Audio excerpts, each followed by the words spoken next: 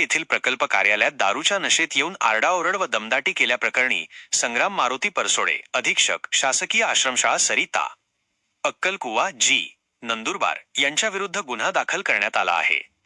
ही घटना 4 फेब्रुवारी 2026 रोजी दुपारी सुमारे 4 वाजण्याच्या सुमारास घडल्याची माहिती मिळाली आहे। याबाबत तक्रारदार तुषार राम दुर्वे वय 29 कनिष्ठ लिपिक प्रकल्प कार्यालय तळोदा यांनी फिर्याद दिली आहे।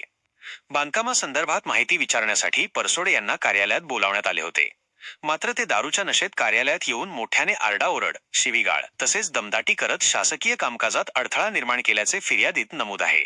या प्रकारामुळे काही काळ कार्यालयातील वातावरण तणावपूर्ण झाले होते। या प्रकरणी भारतीय दंड संहिता कलम 294 अश्लील कृत्य शब्द, 352 मारहाण हल्ला, 353 शासकीय कर्मचाऱ्याच्या कर्तव्यात अडथळा तसेच महाराष्ट्र दारूबंदी कायदा कलम 65(1) अन्वये गुन्हा नोंदविण्यात आला आहे। पोलीस ठाणे प्रभारी अधिकारी राजन मोरे यांच्या मार्गदर्शनाखाली पोलीस कर्मचारी विनोद नाईक पुढील तपास करीत आहेत। दरम्यान शासकीय कार्यालयात अशा प्रकारे दारूच्या नशेत गोंधळ घालण्याच्या घटनेमुळे प्रशासकीय शिस्त व कार्यालयीन वातावरणाबाबत प्रश्नचिन्ह उपस्थित झाले आहे। पुढील तपासातून संपूर्ण घटनाक्रम स्पष्ट होणार आहे। पार्थ न्यूज संपादक हर्षल चौधरी।